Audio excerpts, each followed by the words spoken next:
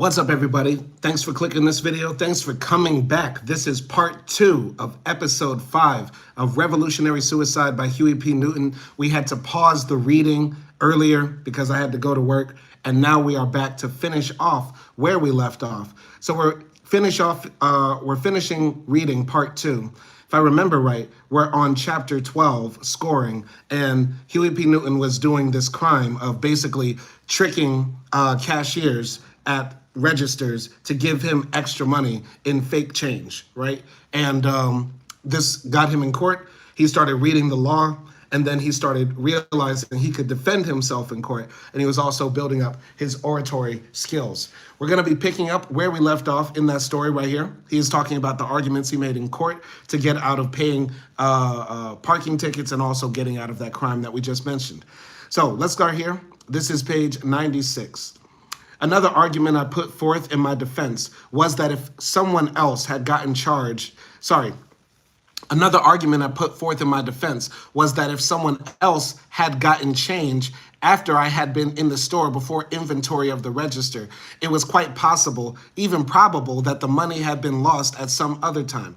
I got a dismissal on the grounds of insufficient evidence.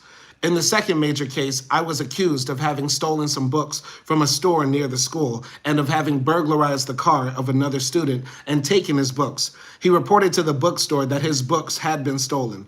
They were on the lookout for books with the marking he had described. I had not stolen the books, even though they were in my possession. I was doing a lot of gambling at the time, and some students who owed me money gave me the books instead. We used books for money because if a book was required in a course, we could sell it to the bookstore. Even though I did not know where the books came from, I suspected that they were stolen. For anybody outside of America who doesn't know, in the U.S., at a lot of universities, I remember vividly when I first went to university, you have to pay for college textbooks. And these textbooks were not cheap, $300, $400 just per semester, right? And then when you resell them again at the end of the semester to try to get some money back, it would be $20. Or something like that. You know what I'm saying? Shout out to Lawan123 up in the chat. Lawan, shout out to you. Hi to you. And another thing I'm getting from this book, Revolutionary Suicide by Huey P. Newton, is that, this system is upside down. It's backwards. It robs from the poor to give to the rich. That's how the society is set up. And so in Huey's case, he's saying, listen, I'm just outside. I'm going to keep on robbing and stealing and taking from a society that robs us every single day. I find this to be powerful and revolutionary. Let's continue here. So Huey P. Newton says, I figured there was about $60 worth of books in the stack. When I needed money, I sent my cousin to the bookstore to cash them in. The bookstore took them away from her, claiming that they were stolen. They would not give her any money, nor would they return the books. I went down to the store and told them they could not confiscate my books without due process of law.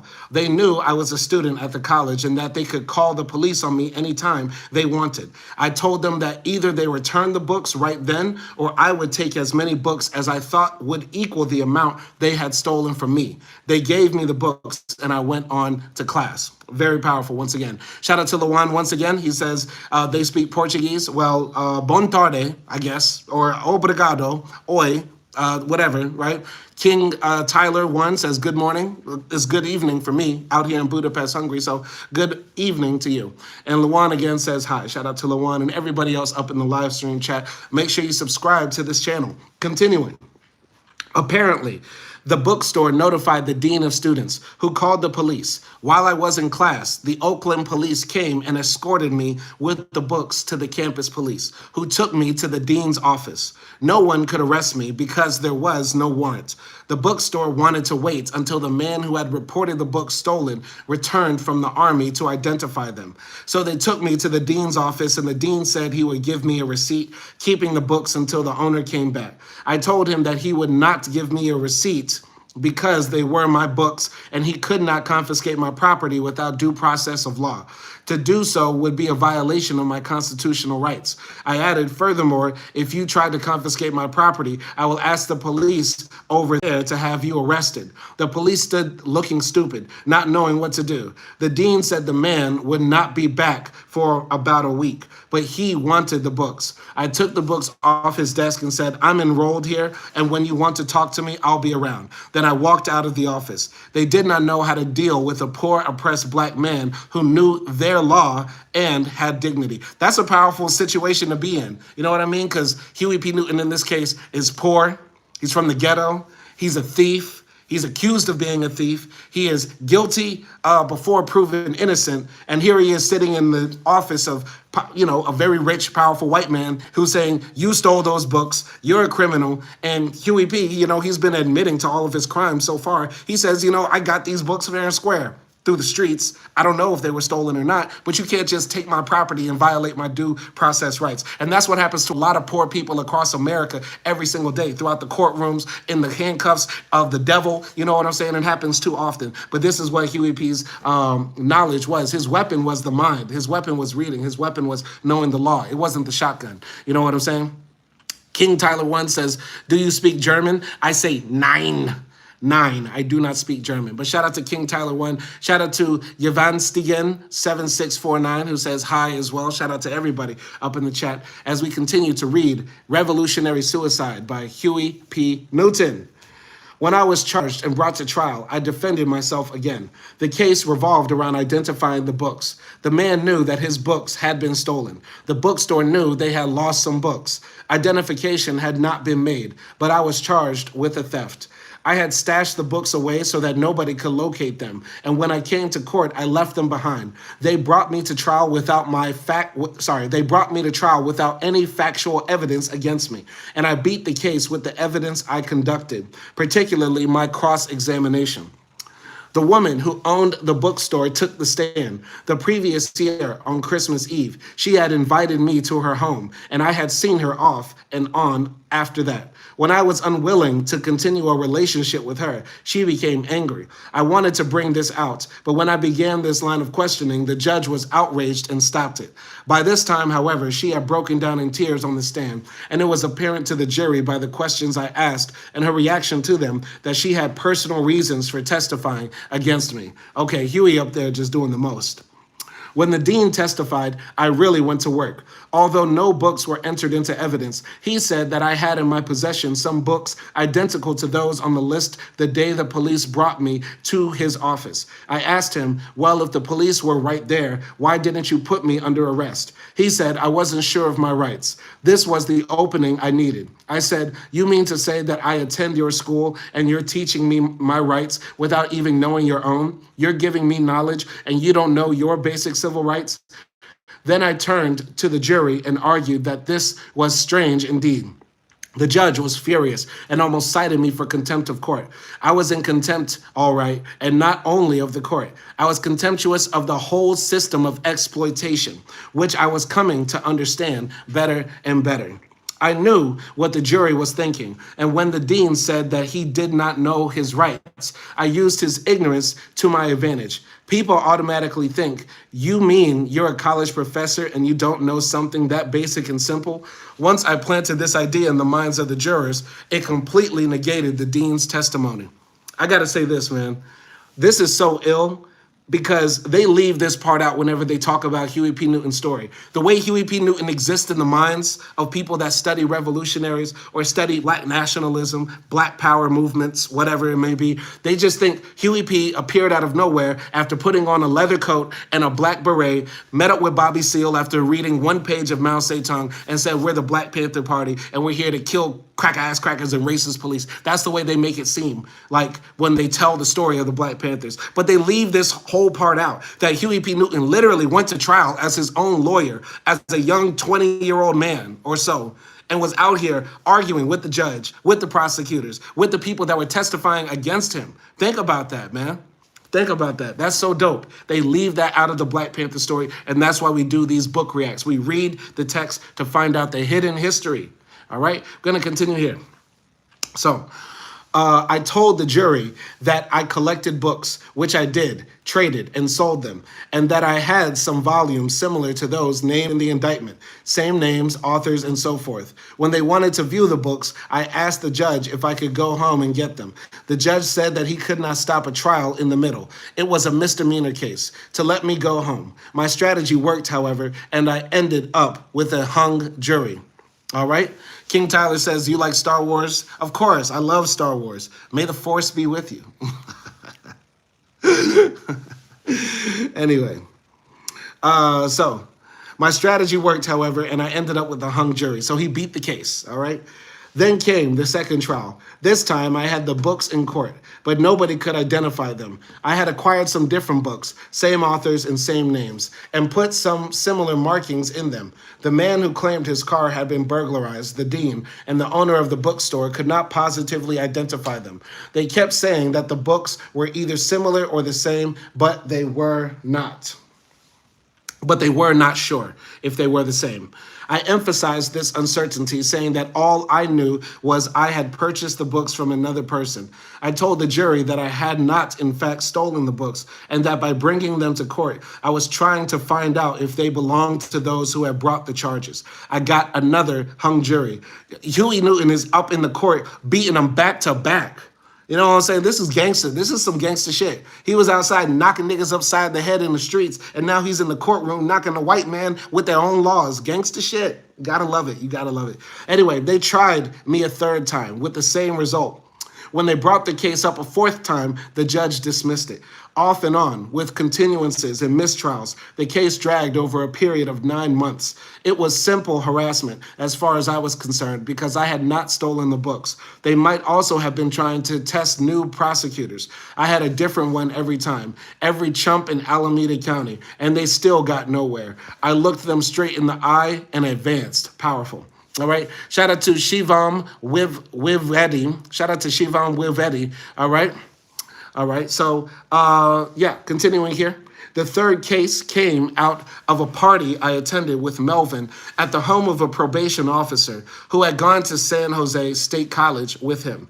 Melvin had known some of the people at the party quite a while, and most of them were related to each other in some way, either by blood or by marriage. Melvin and I were outsiders. As usual, I started a discussion. A party was good or bad for me, depending on whether I could start a rap session. I taught that way for the Afro-American Association and recruited a lot of lumpins. Okay, two things. When he's saying rap, like, that's the old term that they used back in the day for like rapping, as in like talking, you know what I'm saying? Like, you know, the system is corrupt, man. Brother, man, we have to come together, brother. You know what I mean? That sort of stuff. That was rapping. And lumpins is a funny term to use because it's like the lumpen proletariat, the uneducated, backwards masses, you know, unlike the proletariat who are, you know, a part of the industrial base, the working class, you know what I'm saying? Very funny, he just calls them lumpins. Like, Huey is mad shady in his writing style. That's crazy to call just the masses, oh, the lumpins. Okay. Anyway, some of these sessions ended in fights. It was almost like the dozens again, although here, ideas, not mothers, were at issue. The guy who could ask the most penetrating questions and give the smartest answers capped or topped all the others. Sometimes after a guy was defeated or shot down, if he wanted to fight, I would accommodate him. It was all the same. If I could get into a good rap and a good fight too, the night was complete. Okay, man, this is revolutionary, man. This is like every real revolutionary threw hands. Let's keep it real. Every real revolutionary threw hands. From Stalin to Huey P., you got to throw hands as well as be able to debate. You know what I'm saying? I love this brother, man. I didn't realize by reading this book, I would love Huey P. more than I thought I did. You know what I'm saying? And I wish I read this book. In fact, no, I'm glad I didn't read this book when I was 16 because I would have taken it to its max. I would have took all the ideas in here to their absolute max. Anyway. At the party, while we were talking, someone called Odell Lee came up and entered the conversation. I did not know him, had only seen him dancing earlier in the evening, but I had gone to school with his wife, Margot, who was there. Odell Lee walked up and said, "You must be an Afro-American." I replied, "I don't know what you mean. Are you asking me if I am of African descent, or are you asking me if I'm a member of Donald Warden's Afro-American Association? If the latter, then I'm not. But if you're asking me if I'm of African ancestry, then I am an Afro-American, just as you are." He said some words in Chinese, and I came back in Swahili. Then he asked me, "Well, how do you know that I'm an Afro-American?" I replied, "Well, I have 20/20 vision, and I can see your hair is just as kinky as mine, and your face just as black. So I conclude that you must be exactly what I am, an Afro-American." Saying that, I turned my back and began to cut my steak. I was the only one in the room with the steak knife. All the others had plastic utensils. But since the steak was kind of tough, I had gone into the kitchen for a regular steak knife. Having made my point, my move, so to speak, I turned my back on Lee in a kind of put down. To him, it was a provocative act. Odell had a scar on his face from about the ear to just below his chin. This was a very significant point because on the block, you run into plenty of guys with scars like that, which usually means that the person has seen a lot of action with knives. This is not always the case, but when you are trying to survive on the block, you learn to be hip to the cues. So I turned my back and began cutting steak with the knife I had in my right hand. He grabbed my left arm with his right and turned me around abruptly. When he did, my knife was pointed right at him in ready position. Lee said, "Don't turn your back on me when I'm talking to you." I pushed his hand off my arm. "Don't you ever put your hands on me again," I said, and turned around once more to my steak. Ordinarily, I would not have turned my back a second time because he had all the signs of a tush hog. But somehow the conditions did not add up. Most people there were professionals or training to become professionals, and this man with the scar did not seem to fit.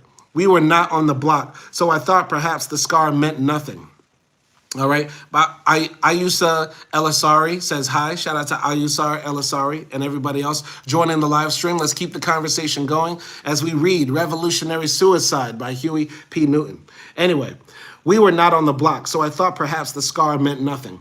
All of a sudden, however, he was acting like a bully, and now he wanted everyone to know he was not finished with me. When I turned my back on him a second time, this would have ended the whole argument for the black bourgeoisie. But the tush hog responded in his way. And a tush hog is a person who likes to throw hands, you know. So he turned me around again, and the tempo picked up. "You must not know who you're talking to," he said, moving his left hand to his left hip pocket. I figured I had better hurry up. Since the best defense is a good offense, my steak knife was again in a ready position, instinctively. I said to him, "Don't draw a knife on me," and I thrust my knife forward, stabbing him several times before he could come up with his left hand. Damn, Huey, damn.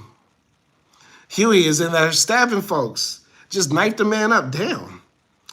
I said to him, "Don't draw a knife on me," and I thrust my knife forward, stabbing him several times before he could come up with his left hand. He held on to me with his right hand and tried to advance, but I pushed him away. I still did not know what he was doing with his left, but I was expecting to be hurt any time and determined to beat him to the punch. Melvin grabbed Lee's right arm and pushed him into a corner, where he fell, bleeding heavily. He got up and charged me again, and I continued to hold my knife ready.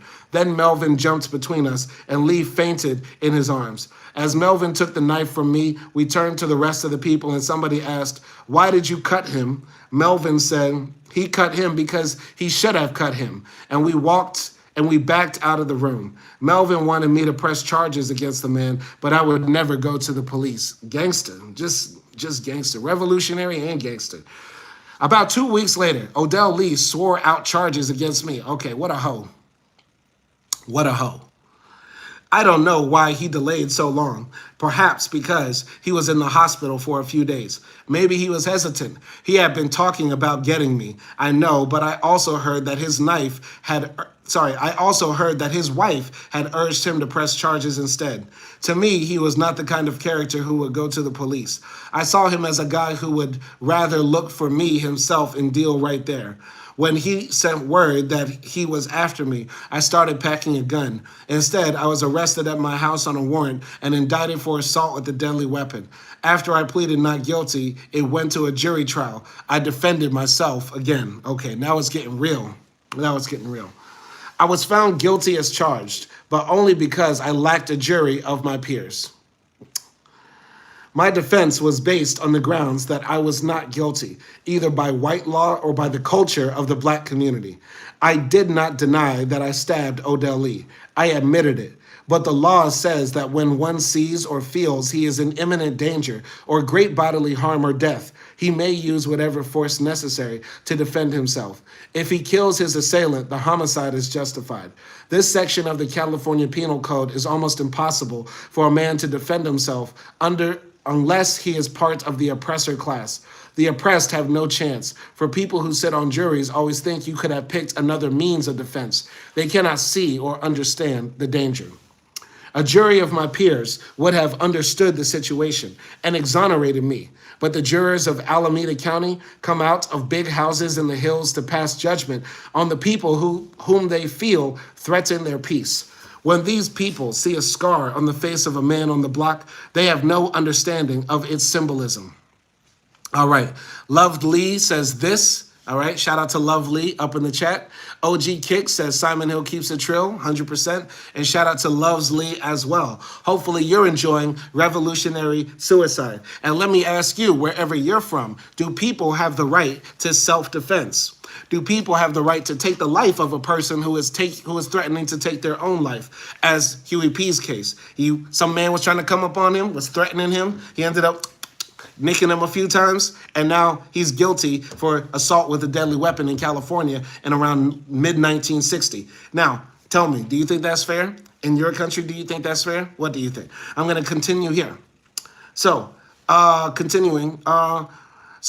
A jury of my peers would have understood the situation and exonerated me. But the jurors in Alameda County come out of big houses in the hills to pass judgment on the people whom they feel threaten their peace.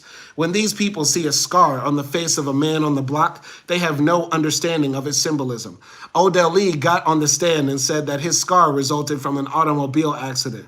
It may well have, but taking everything in context, his behavior at the party, the move toward his left hip, and his scar, my peers would never have convicted me. Bobby Seale explains it brilliantly in Seize the Time. You may go to a party and step on someone's shoes and apologize. And if the person accepts the apology, then nothing happens. If you hear something like an apology won't shine my shoes, then you know he is really saying, I'm going to fight you. So you defend yourself, and in that case, striking first will be a defensive act, not an offensive one. You are trying to get an advantage over an opponent who has already declared war. Okay, so one thing I guess is very interesting is that before the Jordan 11s dropped, niggas was still fighting over shoes. Before the Jordan 12s came out, niggas was still busting heads over stepping on toes. I guess that's what we're learning here. Some things never change. Even with Bobby Seale and Huey P. Newton, they were throwing hands if you stepped on them hard-ass wingtips that they were probably wearing in the mid-60s. Anyway, Loves Lee says, sorry, I'm not giving my country. You don't have to, and honestly, I don't even care. Nobody cares who you are. As long as we're talking about Huey P. Newton, that's all that really matters. Continuing here. It is all a matter of lifestyles that spills over into the problem of getting a jury of one's peers. If a truck driver is the defendant, should there be only truck drivers on the jury or all white racists on the jury if a white racist is on trial? I say no. There is, nevertheless, an internal contradiction in a jury system that totally divides the accused and his jury. Different cultures and lifestyles in America use the same words with different shades of meaning. All belong to one society, yet live in different worlds. Loves Lee says they like my sweater. I appreciate that. Live long and prosper. May the force be with you. Watch out for the Borg. Okay? All that good stuff. Continuing here. I was found guilty of a felony assault with a deadly weapon and faced a long jail sentence for the first time, before and during the trial. I had been out on bail for several months. I came to court each time I was supposed to, but when I was convicted, the judge decided to revoke my bail immediately and place me in the custody of the bailiff while he considered what sentence to impose. Wanting none of this, I demanded to be sentenced right then. The judge said that if he sentenced me then, I would be sent to the state penitentiary. I told him to send me there immediately so that I could start serving my time. He refused, asking me, "Do you realize what you're saying?" I said, "I know what I'm saying, that you found me guilty, but I am not guilty, and now I don't want to wait around a month serving dead time while you think about it." No time was dead to me. It was all live time, life. I felt that if the judge wanted to think about it for 30 days, he should let me stay out on bail while he did so. But he would not. He had me confined to the Alameda County Jail, a place I would get to know well, very well. I think Huey P would have been like locked up in jail forever had he stayed in Monroe, Louisiana. Because the type of shit he was doing, flocking houses, stabbing folks, busting heads in the street, carrying guns, all types of stuff. Man, in Louisiana, he wouldn't have made it. He's lucky he was out there in liberal California. And I know somebody's going to say, no, back then California was like Texas. Nah. Something about that Mediterranean climate and that Pacific Ocean air makes the whites a little less white, if you know what I mean. Because when you deep down in that South, in that Confederate flag-waving South, like where I come from, this type of shit that Huey P was doing could not fly. It could not fly down yonder. Anyway, Loves Lee says, can you give me RBX? No. And Loves Lee says, I'm poor. Well, join your local chapter of the Communist Party and try to change that situation in your mysterious country. United 67 Kingdom, what a wild name. United 67 Kingdom says hi. Shout out to United 67 Kingdom. Y'all nasty, bro. Anyway, I'm going to continue here. So while I was waiting, my family hired a lawyer to represent me at the sentencing. The judge was a man named Leonard Diden, who did not give lawyers, much less defendants, any respect. He has sent so many people to the penitentiary that a section of San Quentin is called Diden's Row. I was against my family hiring a lawyer because I felt it was useless. Nevertheless, they did, and he charged them $1,500 to go to court one time. Damn. That's crazy, because back then that was probably like 10K. Okay? Shout out to everybody showing up in the chat. Shout out to Sasha Khan, my OG Sasha Khan, showing up. Shout out to Loves Lee as well up in the comment section. LRW Guitar, shout out to LRW Guitar. Shout out to United 67 Kingdom saying he's a new sub. I appreciate that, good sir. Stay tuned for all this new content where we do more reading, more deep dives, and we also do more interactions with the people and share knowledge with the people during these troubling times. You get what I'm saying? Anyway, continuing here. Where were we? So I was against my family hiring a lawyer because I felt it was useless. Nevertheless, they did, and he charged them $1,500 to go to court one time. When I arrived for sentencing, he was there, and he worked his white magic. The judge sentenced me to 6 months in the county jail. Even though I had been convicted of a felony, the time they gave me was for a misdemeanor. This was to become a critical issue in my later capital trial because the law says you can reduce a felony to a misdemeanor by serving less time. The penalty for a felony is no less than a year in the state's penitentiary and no more than a life sentence or death. What could be more than a life sentence or death? Like they bring you back to life and kill you again? No more than a life sentence or death? Anyway, for a misdemeanor, the maximum is 1 year in the county jail. Okay, interesting. All right. So shout out to Paul Christopher for Christ for joining the conversation. All right. Shout out to United 67 Kingdom. And United Kingdom is 12 years old and he's asking me to play Roblox. Sorry, sir. We will not be playing Roblox. We will be educating you for real. And I want to ask y'all, what's 6 plus 7? 13. What's 6 plus 7? 13. And that's the chapter that we are on. We are on chapter 6 plus 7, which is 13 of Revolutionary Suicide by Huey P. Newton. This will be the final chapter we read today as we continue to celebrate Black History Month. For real. Let's go here. Chapter 13. All women, even the very phenomenal, want at least a promise of brighter days, bright tomorrows. I have no tomorrows at all, says George Jackson in Soledad Brother, okay? Chapter 13, titled Loving. My relationships with women could be described as complex or strange, depending on how you look at them. Varying influences help to form my attitude. The influence of my parents, of Christianity, of my older brothers, and later my reading and the theories of Richard Thorne. Because these influences were often contradictory, they led to certain conflicts in my feelings and involvements with women. Conflicts that were not to be resolved until the communal life of the Black Panther Party displaced problematic individual relationships. When I was very young, I accepted the institution of marriage. As I grew older and saw my father struggling to take care of a wife and 7 children, having to work at 3 jobs at once, I began to see that the bourgeois family can be an imprisoning, enslaving, and suffocating experience. Okay. By the way, United 6-7 Kingdom asked me to read about ghosts. I think that's an interesting topic. We might read a book about ghosts. Do I believe in ghosts? Not really, no. But hey, it might be something to read about. Thank you for the suggestion. Sasha Khan, have Turkish peacekeepers in Africa committed misconduct the way peacekeepers from white countries and I believe from some African countries themselves? I don't know. I don't know anything about the Turkish peacekeepers in African countries, though that is something to look into. That's a very good point, Sasha Khan. I would imagine that the Turkish peacekeepers, though, are sharing a lot of pretty good food and showing the Turks a really good time on how to bake baklava. All right? Anyway, continuing here. So Huey says, I began to see that the bourgeois family can be an imprisoning, enslaving, and suffocating experience.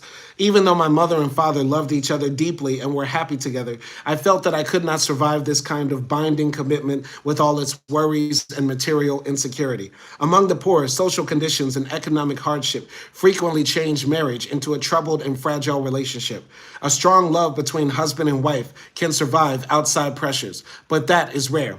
Marriage usually becomes one more imprisoning experience within the general prison of society. My doubts about marriage were reinforced when I met Richard Thorne. His theory of non-possessiveness in the love relationship was appealing to me. The idea that one person possesses the other, as in bourgeoisie marriage, where she's my woman and he's my man, was unacceptable. It was too restrictive, too binding, and ultimately destructive to the union itself. Often it absorbed all of a man's energies and did not leave him free to develop potential talents, to be creative, or make a contribution in other areas of life. This argument that a family is a burden to a man is developed in Bertrand Russell's critique of marriage and the family. His observations impressed me and strengthened my convictions about the drawbacks of conventional marriage. As a result of thinking and reading, I decided to remain unmarried. This is a decision I do not regret, although it has caused me pain and conflict from time to time and brought unhappiness to me and some of the women whom I have loved. After I moved out of Poor Boys Hall and had my own apartment, I was involved with several beautiful young women who loved me very much. I loved them just as much.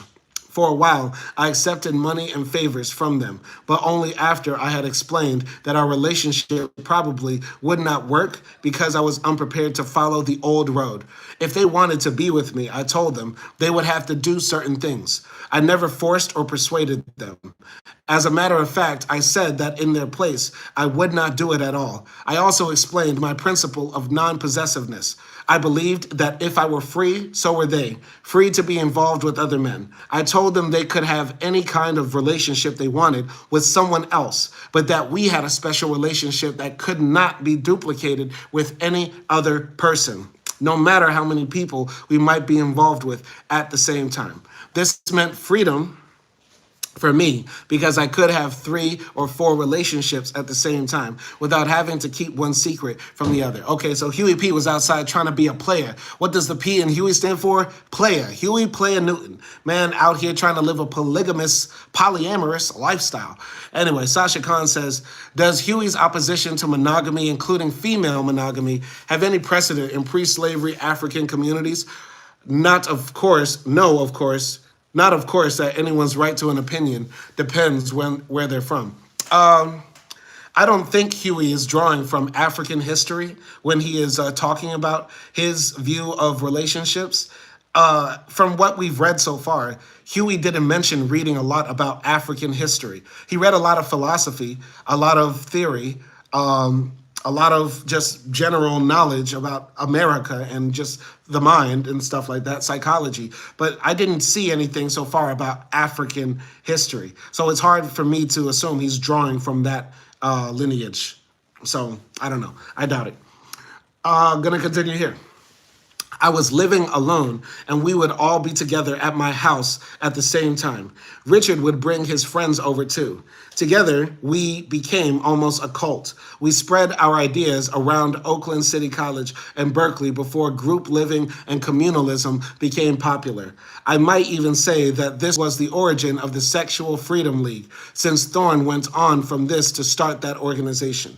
The girls found our experiments unusual and romantic and thought we were very exciting. The main foundation of our relationship was mutual honesty and the elimination of jealousy. Within a given period, Richard and I would sleep with more than one woman to see if they could deal with this without regressing to their old values, which we, in our wisdom, considered outdated and bourgeois, as well as mentally unhealthy. I, the sexual revolution when people were just doing the free love thing, it's hard for me to imagine what that was like because America back then was so prudish. You know what I'm saying? Like this was the era in America where women were still highly judged for, showing anything above the knee. You know what I'm saying? Like, or then again, maybe I'm just so twisted because I grew up in Confederate rural backwards ass South. You know what I'm saying? I don't know. But yeah, this was still like the taboo of like, premarital sex and the Bible was still very, prominent and shit like that. Like it was still very Christian American. So it's crazy to think that basically he just started a free love sex cult. You know what I'm saying? Huey P. Newton started a free love sex cult on his college campus. And that actually, as far as we know, happened. Let's continue here. So, although much of this involved a new philosophy about the family, another part of it was exploitative. I was serious about our attempt to question matters through practice, but I also felt that we were taking advantage of the women for practical reasons. Women paid my rent, cooked my food, and did other things for me, while any money I came by was mine to keep. Oh, this man was a hobosexual. Look at Huey P. Newton, a hobosexual. Look at that. Look at that. That's crazy. Sasha Khan said in the comment, doesn't certain average male competencies evolve from female monogamy, though, including amongst the close relatives of the human, such as the gorilla? I think there is an argument to be made that, part of our development into the species that we are today is because of some monogamous activities. Of course, monogamy had to be generally practiced. Well, no, not monogamy, but sexual, I would say non-incestuous relationships had to happen for us to realize and develop as a species, right? I don't think monogamy in and of itself, matter of fact, I take that back because I'm thinking on my feet right now. I don't think monogamy is inherently tied to our development as a species. Because number one, as humans, we can see that we can operate fully in polyamorous relationships, in relationships where a woman has more than one husband, or a man has more than one wife, or it's all very mixed up and stuff like that. That generally can happen as long as the relationships are not incestuous. There are multiple ways for humans to have, mating relationships, reproductive sexual relationships. So it's hard for me. I cannot come of the opinion that, that way we're supposed to be is monogamous because we can observe monogamy in some of our distant ancestors. Okay. The dual burden feminists write about it. I meant male competition based on female monogamy. Dual burden comment was referring to Huey. Sasha Khan also says polygyny was more common in most cultures, especially long-lasting cultures, than polyandry or mutual polygamy. Listen, I'm no expert or a geneticist. I'm still studying sociology, and this to me sounds like a historical anthropological question. But I'm more than welcome to have a research day about this or a discussion about this. But once again, I think just looking at history, we can find examples of many different types of people's sexual relationships and organization of those types of sexual relationships. We can find polyandry, polygyny, polygamy, all different types of relationships that work for people or that society support. So I believe that what works for humans is based upon how can we organize a society around it. You know what I mean? Can we organize a society around it? And if we can, then it's natural for us because that's how flexible we are as people. You know what I'm saying? Anyway, I'm going to continue here. So, although much of this, okay, yeah. So I already read that part where he said he was a homosexual pimping women. All right, Jordan says nice drip. I appreciate that, Jordan. Thank you for joining the conversation. We're gonna continue here. So around this time, I was pulling small-time armed robberies with some of my crime partners. We hid in the parking lots of expensive white clubs, and when the people came out, we took their fur wraps, wallets, rings, and watches. I never wanted to do these things on a large scale. What I wanted was leisure time to read and make love. My idea was to be involved with a number of women, and I was. I look back on this time as a kind of God experience, when I was free to do anything I wanted. There was conflict, however, because while I was exploiting women, I was also fighting some internal values that would not let me alone. Perhaps these arose from the Christian principles that have been instilled in me from birth, perhaps from traditional mores. Still more likely, the conflict arose out of my desire not to treat another human being as an object. The fact that I found it necessary to explain to women that they were at a disadvantage in their relationship with me indicated that I needed some kind of defense mechanism against the guilt I felt. Still, women made my freedom possible by sacrificing their traditional ideas of husband and family. I don't know if, I mean, Huey P was born, what, 1942, they said? Something like that. So it's very likely that he was very sexist. You know what I'm saying? By the way, shout out to Bryant McCain. Bryant McCain is up in the chat, thanks. Or Brian T. McCain. But Huey P was probably very sexist because he grew up in a sexist society, a patriarchal, very patriarchal society. But when he is writing about his relationships with women, for me, I'm not interpreting this as overtly sexist. Maybe he was, I believe maybe he just viewed women for the pleasure that they might have been able to give him, right?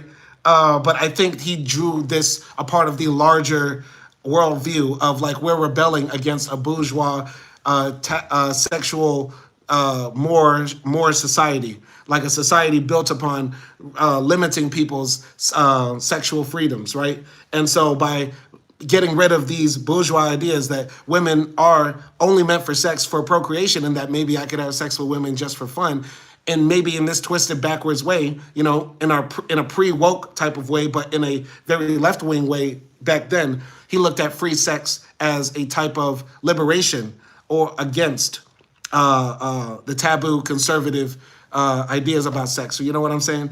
And I think that's an interesting outlook. Once again, the sexual revolution, I wasn't there for it. I don't know about it. You know what I'm saying? But what do y'all think?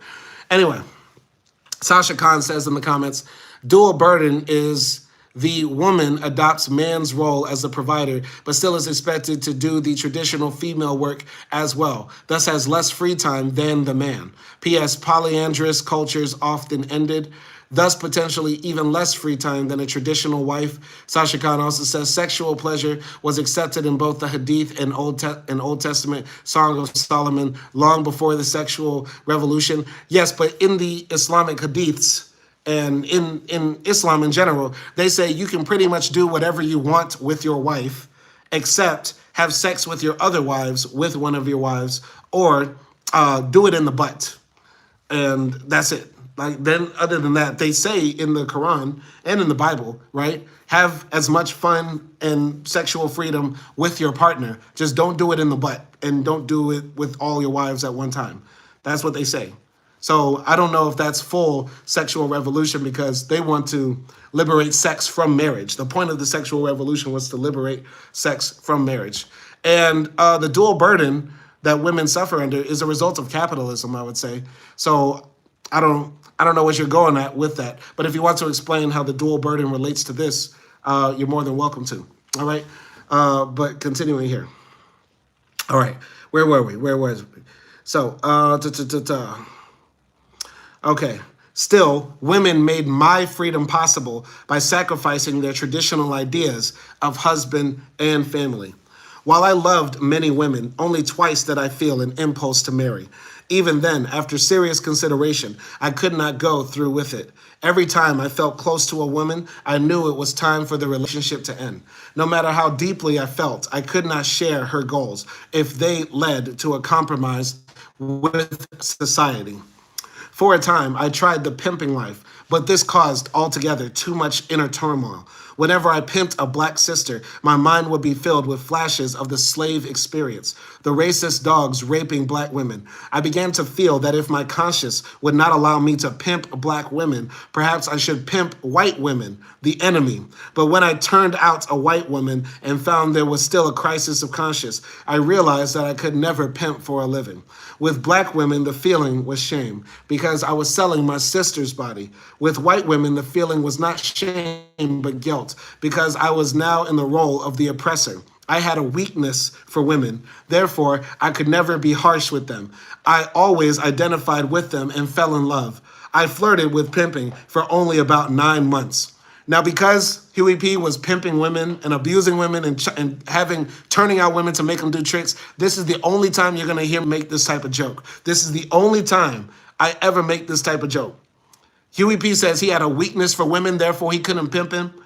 Boy, you sound hella light skinned. You sound light skinned as hell. Oh, Drake ass nigga. Oh, J. Cole ass nigga. Oh, waffle colored ass nigga. Oh, khaki suit colored ass nigga. Boy, you sound crazy as hell.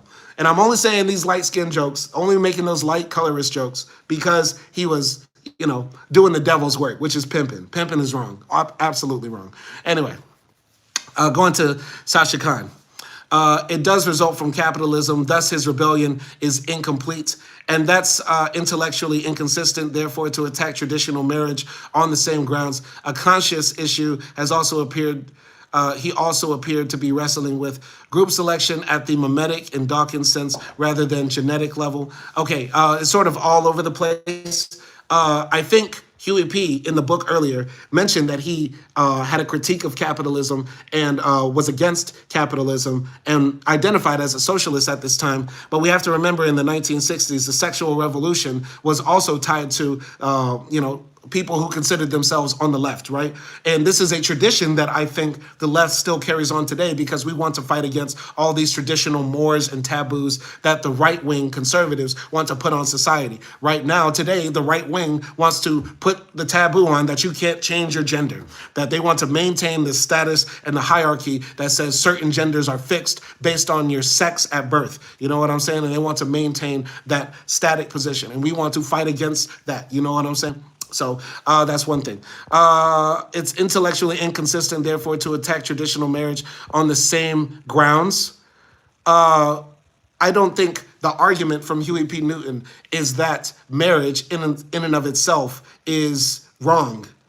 He's just rebelling against the system because marriage has been used as a cudgel against people, limiting their freedom. The same way we say, right, abortion is a woman's right to choose to have an abortion, not that society will make you have an abortion. Taking away a woman's right to have the abortion is more oppressive than giving women the opportunity to kill their fetuses, if you frame it that way. You get what I'm saying? Because people should have the choice.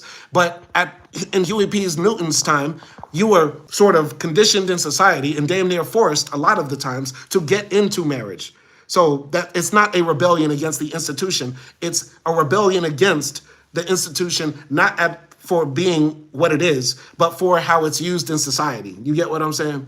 That's how I'm viewing it. I'm copying messages from where it was too extensive, hence why it didn't make sense. Okay, that's what Sasha Khan is saying. That's how I'm interpreting what Huey P. Newton is saying, though. But if you interpret it differently, then so be it. All I'm here to do is read the text and react to it. And I appreciate you, Sasha Khan, for coming through with all of this. Anyway, so Huey P says, I flirted with pimping for only about 9 months. It was during this period that I met Dolores. She and I were together for 5 years until I went to jail after the Odell Lee case. Slowly, imperceptibly, I fell more deeply in love with her than I ever had before. She had certain qualities that set her apart from all the others. She was special, unique. Doris was a beautiful Afro-Filipino, free spirit, child woman who lived with a passionate intensity. Huey P was chasing exoticals. Huey P was chasing Saweetie. I'm telling you, man, he couldn't get away with this shit he was doing in the South because in the South, we don't have exoticals like Afro-Filipinos. Where they do that at? Where do they do that at? Where? Because it ain't Mississippi for damn sure. Anyway, Dolores was a beautiful Afro-Filipino exotical who lived with a passionate intensity. Life with her was spontaneous, unpredictable, and filled with surprises. For she had the unself-consciousness of an impulsive and mischievous child. Sometimes, if I was reading or absorbed, she would steal up behind me and jump on my back. She loved fighting games and played aggressively.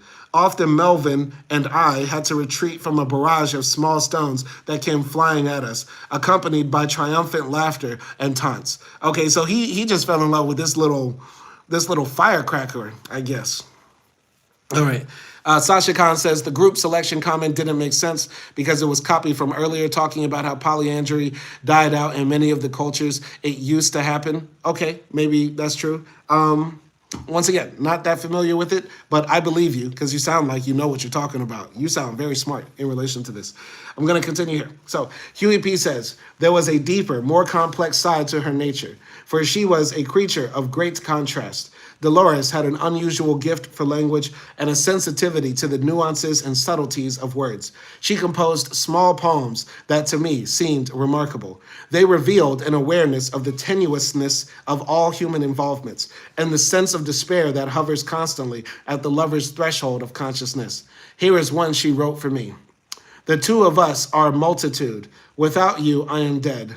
I'd rather not be than to be deceived by the one who keeps me alive. All right? Jordan says, I'm so alpha, I should have access to any woman or it is a crime against me and them. Jeez.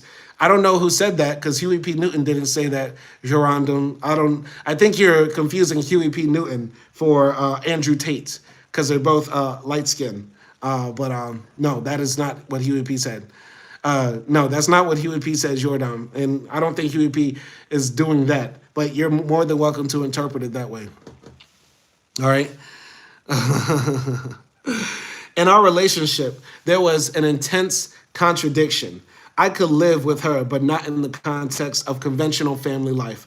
During our 5 years together, we broke up from time to time, but never for more than 3 months. Some intense need always drove us back to each other. In spite of her childlike qualities, Dolores was mature in many ways. She was a hard worker and willing to support us. She really understood and accepted my problem. I was in conflict, wanting to do the things that are expected of a man in our society, even trying a couple of times without success. I worked on a construction job once and at a cannery for a couple of seasons, but I could not deal with work on a permanent basis. Often I considered marrying Dolores, but to do so meant accepting the conditions necessary to marriage in an oppressive situation.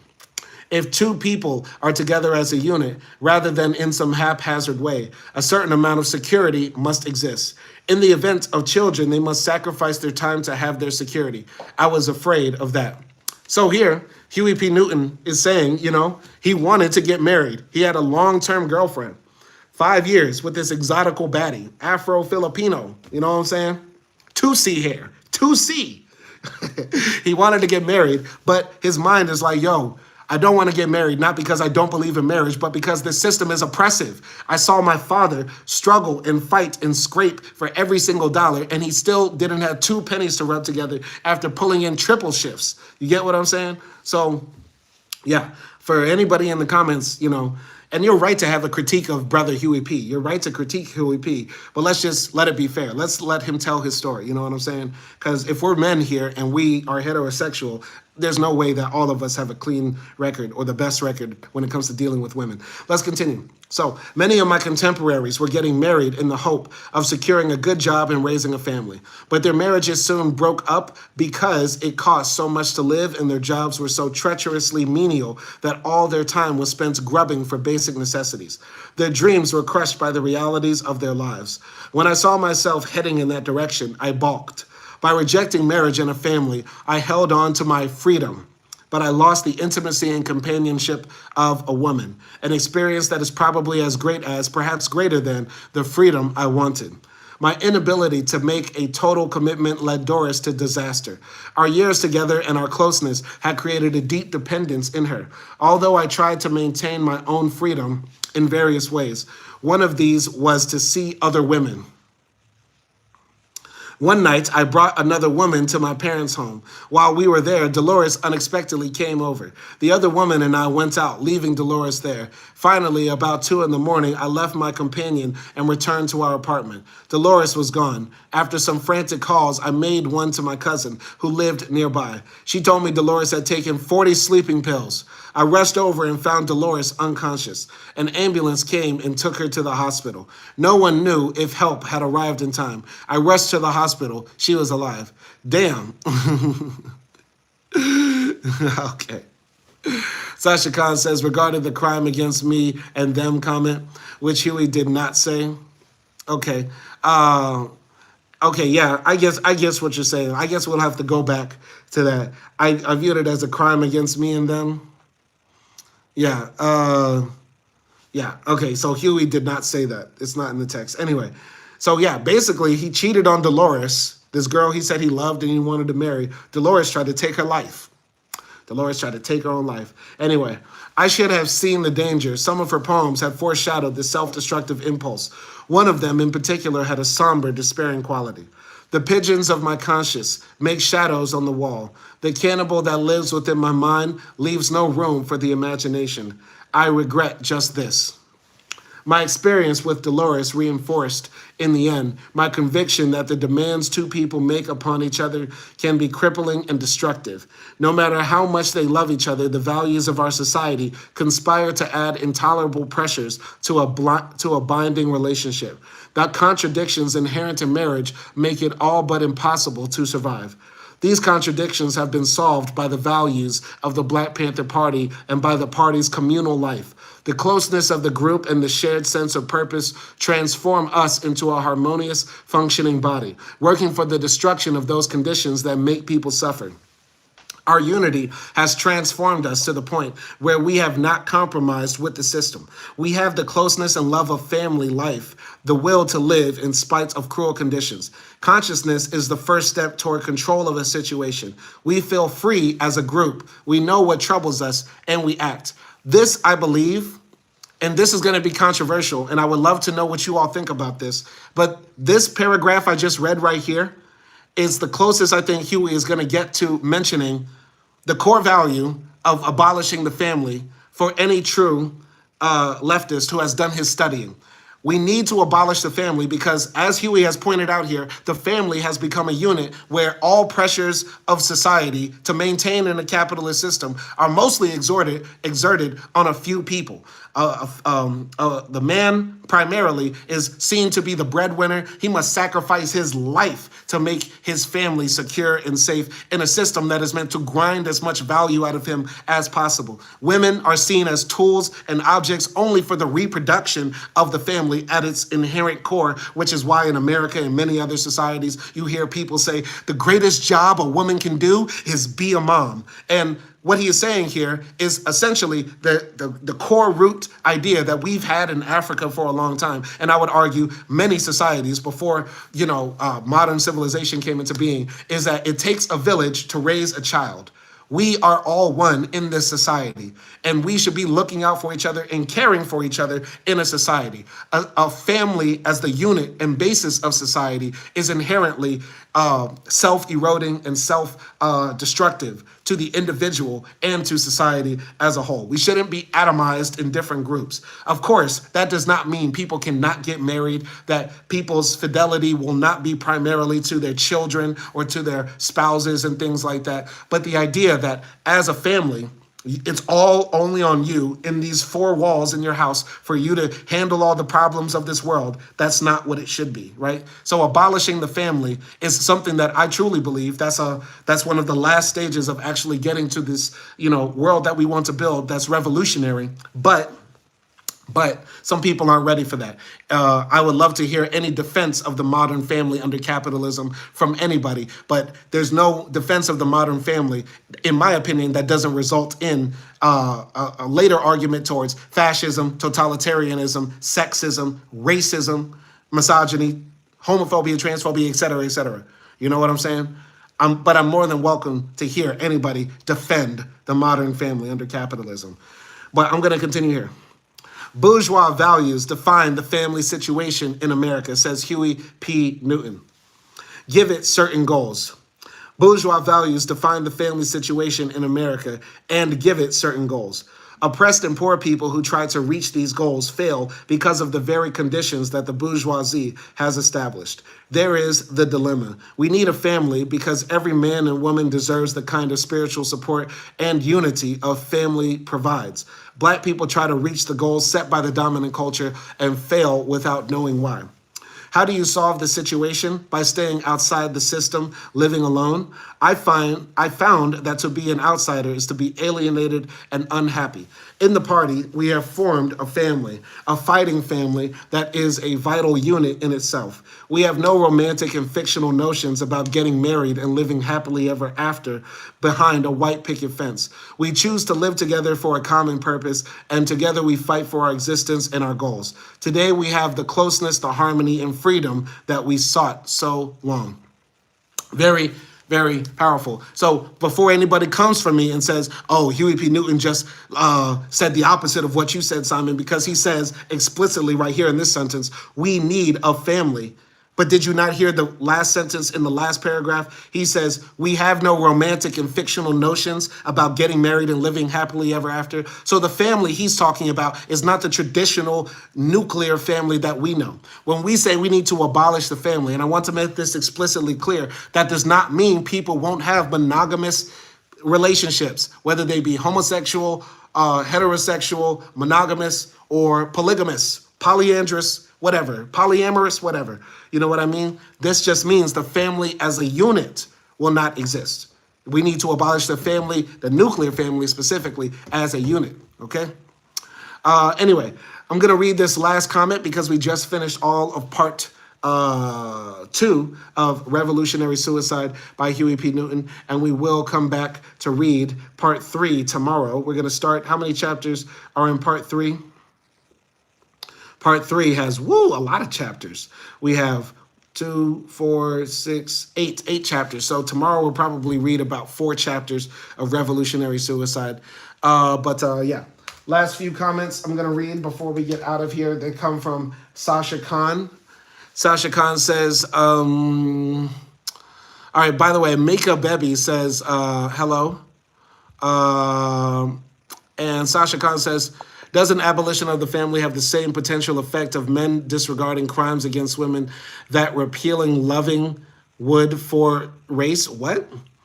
Nobody is saying like we abolish the family, because then what you're saying is that families only exist to protect men from violence. That families only exist to protect women from violent men who want to rape and pillage them. I guess essentially what you're saying. I don't believe that's the inherent nature of man. I'm a man, and my inherent nature is not to attack and pillage women. I don't see that. All right. I don't see how you could get to that point. Abolishing the family would only mean that the family as a unit is not the basis of the nation state, and people actually look out for each other in society. All right, Sasha Khan also isn't totalitarianism the total dominance of the state, so the family as a higher loyalty is the opposite?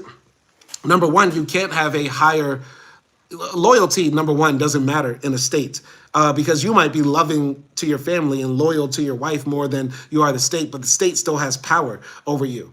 Not all forms of totalitarianism are bad. We live under a type of benign totalitarianism under the bourgeoisie in our societies, whether you be in the UK or whether you be in America. There's a certain totalitarianism that you have to submit to. The police can knock at your door and come and take you. And yes, you have constitutional rights or common law rights, whatever they may be, but it's a type of totalitarianism that you live under.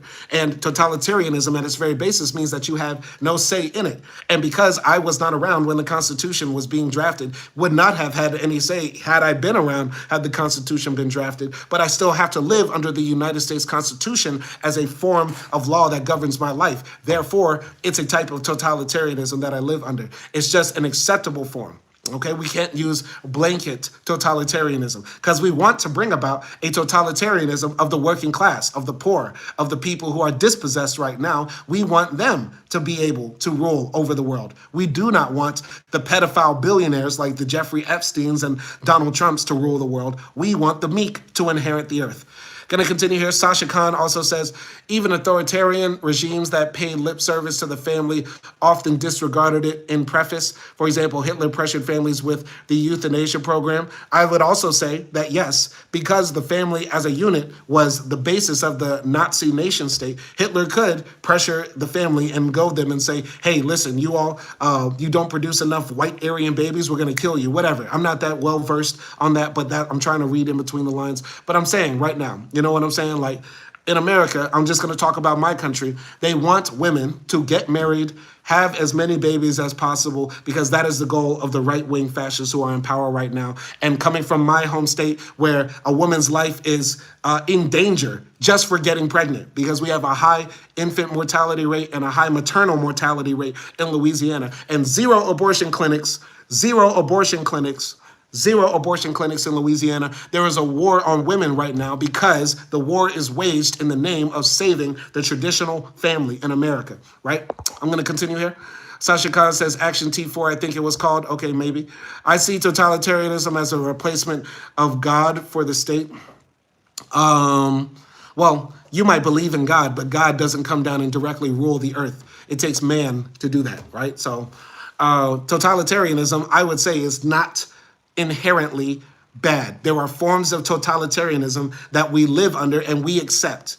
If you disagree with that, please tell me a place that is not totalitarian. When we use the term totalitarian, we talk about people that ratchet it up, generally in a direction that we don't like. Though if there were people who are acting totalitarian in a direction that we do like, we would actually like it. If there were people out there expropriating the wealth of Elon Musk and giving it to you, Jorandam, or you, Sasha Khan, I'm pretty sure you would have said, oh, those people are so totalitarian. They stole from the billionaire and gave it to me.